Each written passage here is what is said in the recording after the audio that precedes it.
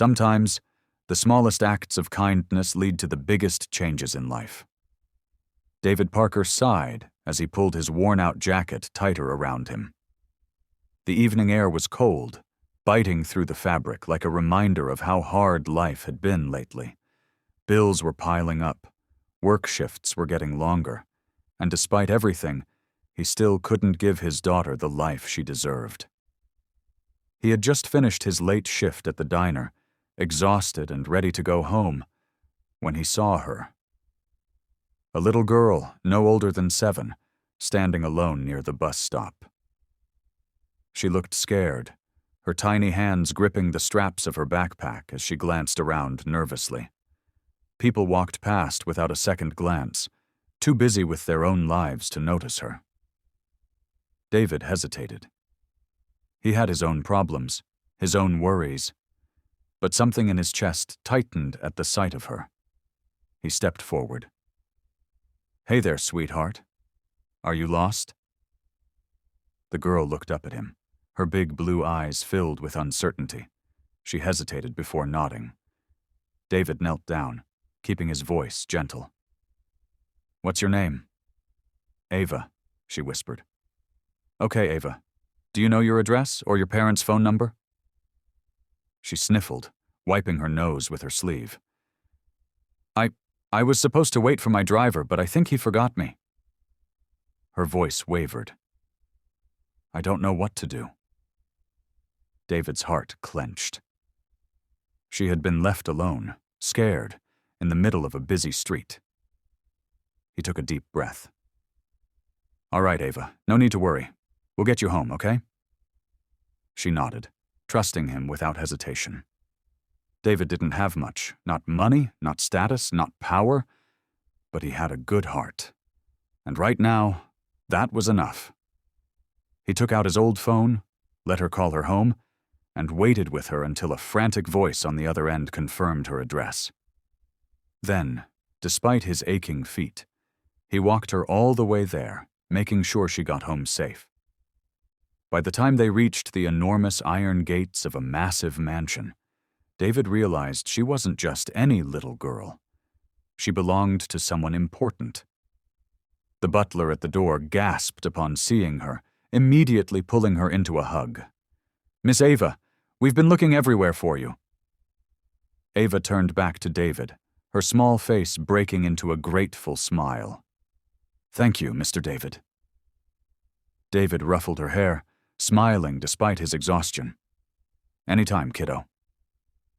Then, without waiting for anything in return, he turned and walked away. He had done the right thing. That was all that mattered. Or so he thought. Because the next morning, as he stepped outside his tiny apartment, a sleek black luxury car pulled up in front of his house. And the man who stepped out, he was about to change David's life forever. David froze. The luxury car's door opened smoothly, and a tall, sharply dressed man stepped out.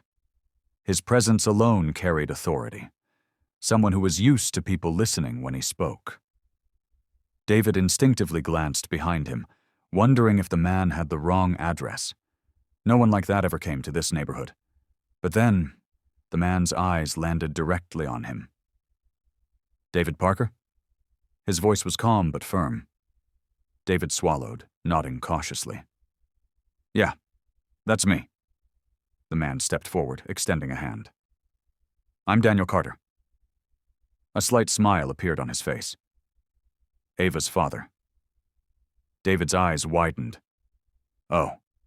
Before he could even process what was happening, Ava's head popped out from the car window, her face lighting up. "Mr. David!" She pushed the door open and ran straight to him, wrapping her small arms around his waist. "You really live here?" she asked, looking around at the worn-down apartment building. David chuckled, awkwardly rubbing the back of his neck. "Yep. Not as fancy as your place, huh?" Ava giggled but didn't say anything. Daniel Carter watched the interaction with interest before speaking again. "David, I wanted to personally thank you for helping my daughter last night." His voice held sincerity, But there was something else there too, something curious. David shook his head. You don't need to thank me. Any decent person would have done the same. Daniel tilted his head. Would they? David frowned, unsure what he meant. Daniel continued, because I have security footage from outside that bus stop. I saw dozens of people walk past my daughter without stopping. You were the only one who did. David shifted uncomfortably. He hadn't done it for recognition. He had just seen a scared little girl and helped her. That was it. I don't expect anything in return, David said firmly. She's a kid. She needed help. That's all that mattered. Daniel studied him for a long moment, as if assessing something. Then a slow smile spread across his face. Good, he said simply. David blinked. Good. Daniel reached into his jacket and pulled out an envelope.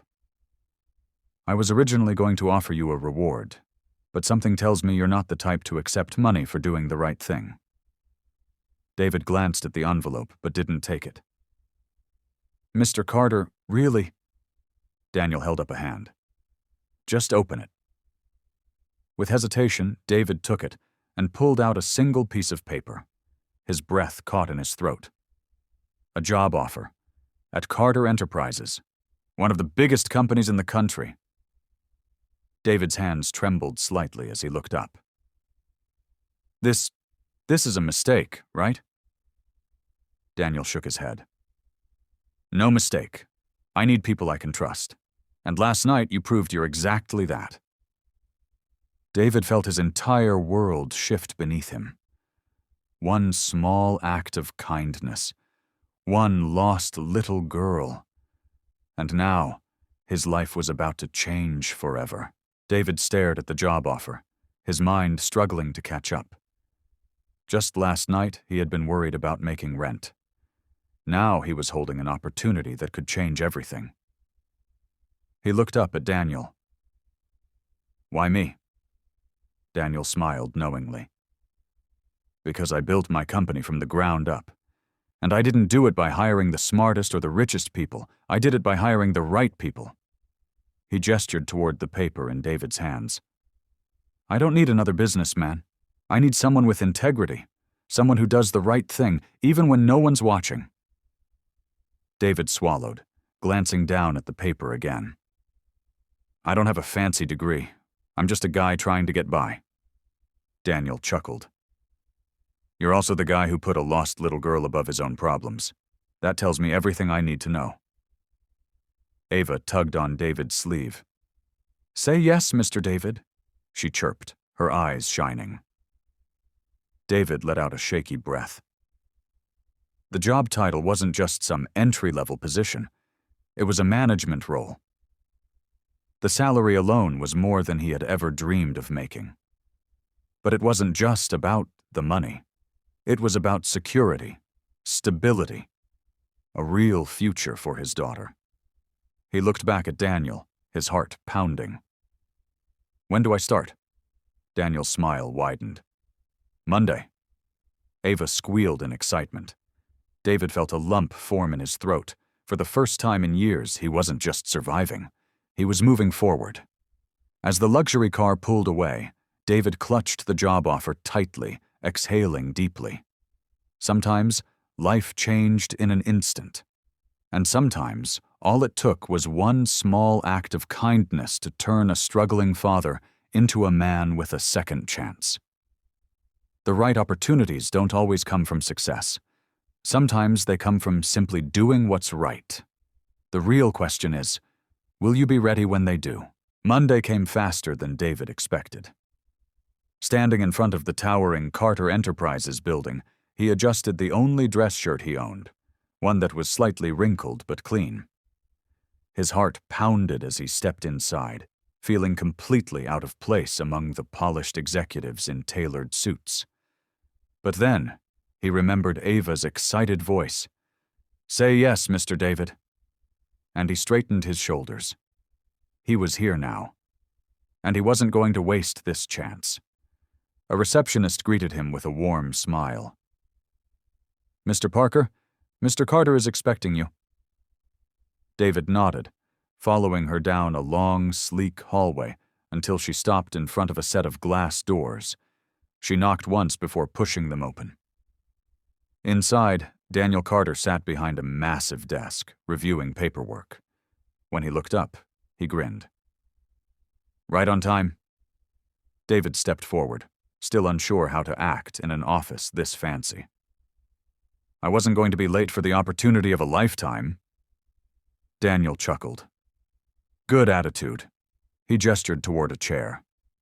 Have a seat. David sat, gripping the armrests. So, what exactly will I be doing here? Daniel leaned back. I meant what I said before.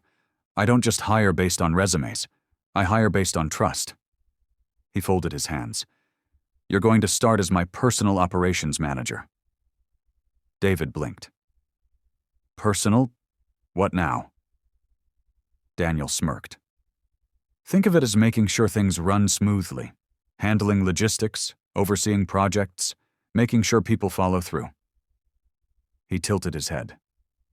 Basically, I need someone who looks out for the details. And after what you did for Ava, I know you're the kind of man who sees what others ignore. David exhaled, gripping his knees. This wasn't just some desk job. It was a real position, a chance to grow, a second chance at life. He met Daniel's gaze. I won't let you down. Daniel's smirk softened. I know you won't. Just then, David's phone buzzed. He pulled it out, expecting a bill reminder or another job rejection, because that's what life had always thrown at him. But instead, it was a message from his landlord. Received your payment in full. No more overdue balance. You're all caught up. David swallowed hard. The advance Daniel had sent before his first day. It had covered everything. For the first time in years, he was free. As he looked around the office, something settled deep inside him. This wasn't just a job. This was the start of something bigger. Life doesn't always reward the strongest or the smartest. Sometimes it rewards the kindest. The question is, will you take the chance when it finally comes?